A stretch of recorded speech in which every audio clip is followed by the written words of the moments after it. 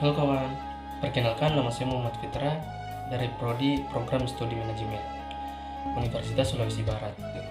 Setelah belajar sedikit tentang pembelajaran sosial budaya, saya akan membahas budaya kearifan lokal yang ada di Sulawesi Barat, yakni Lopi Sande yang berasal dari suku Mandar. Lopi Sande, saya akan membicarakan sedikit tentang suku Mandar. Terlebih dahulu, itu teman-teman simak videonya dengan baik. Asal-usul suku Mandar. Pembentukan ini terjadi setelah adanya persekutuan antara 7 kerajaan di pesisir atau disebut Pitu Bana Binanga dengan 7 kerajaan dari pegunungan atau Pitu Ulun Nasalu. Nah, 7 kerajaan ini merupakan daerah pesisir yang meliputi Kerajaan Balanipa, Sendana, Pambuang, Banggae, Tapalang, Mamuju, dan Binuang. Nama Mandar sendiri hingga saat ini masih menjadi perdebatan. Para ilmuwan dan budayawan Sulawesi Barat belum memiliki kesepakatan akan asal-usul kata Mandar yang digunakan. Sebagian menyebutkan bahwa nama Mandar berasal dari kata Sipa Mandar yang artinya saling melengkapi. Pendapat lain menyebutkan kata Mandar berasal dari nama sebuah sungai di Balanipa, yaitu Sungai Mandar atau Sungai Tinambung yang sekarang ini. Nah, karena Sulawesi Barat merupakan daerah pesisir, maka masyarakat mayoritas pelaut. Dan pada zaman dahulu, nenek moyang suku Mandar mengandalkan sumber daya alam. Karena saat itu, teknologi belum berkembang pesat, tidak adanya mesin dan lain-lain. Dengan memanfaatkan sumber daya alam itu, mereka membuat perahu membentuk runcing sebagai mata pencaharian. Dan perahu inilah yang dinamakan Lopi Sande. Nama Sandek berasal dari bahasa Mandar yang berarti runcing.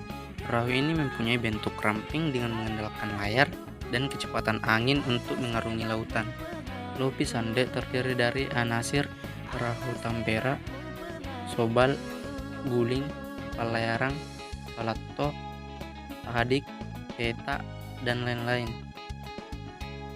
Perahu ini digunakan sebagai alat transportasi antar pulau, mencari ikan atau berbuku telur ikan, dan digunakan juga untuk perlombaan yaitu Sandek Race yang diikuti Saya akan menjelaskan sedikit tentang pembuatan Lopi Sandek yang memiliki ciri khas tertentu. Dikarenakan perahu Sandek bukan cuma dianggap susunan kayu atau balok, melainkan benda hidup yang menemani para masyarakat berlayar.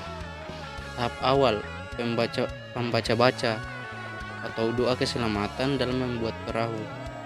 Dalam membuat perahu terbagi menjadi 2 rangkaian.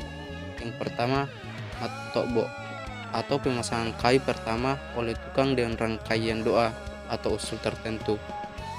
Yang kedua, pemasangan tiang layar diiringi dengan doa sebagai pengharapan supaya tiangnya kuat. Dengan hal ini, pembuatan atau penurunan Lopi Sande, masyarakat bergotong royong untuk menurunkan perahu ke laut. Pelaut Mandar biasa juga disebut dengan pelaut ulung karena ketangguhan dalam melaut. Meskipun demikian, seiring perkembangan zaman, Lopi Sande sendiri juga dijadikan sebagai perlombaan pada saat para nelayan libur melaut. Dikarenakan kondisi cuaca, para nelayan menggelar lomba balapan Lopi Sande. Tujuan dari lomba tersebut hanya untuk mengasah kemampuan dalam berlayar, kecepatan dalam mengendarai Lopi Sande. Nah, yang bisa kita dilihat dari budaya kearifan lokal Lopi Sandek suku Mandar yaitu mencakup 3 poin. Yang pertama, memanfaatkan sumber daya alam. Yang kedua, hal yang menyangkut spiritual atau gaib.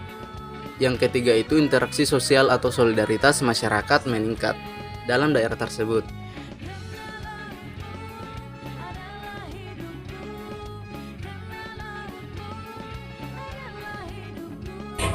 Nah, itu sedikit informasi tentang budaya kearifan yang ada di suku Mandar. Berasal dari Sulawesi Barat yang bisa dapat kusampaikan. Marilah kita dapat melestarikan budaya kearifan lokal. Semoga video ini bermanfaat untuk bagi teman-teman.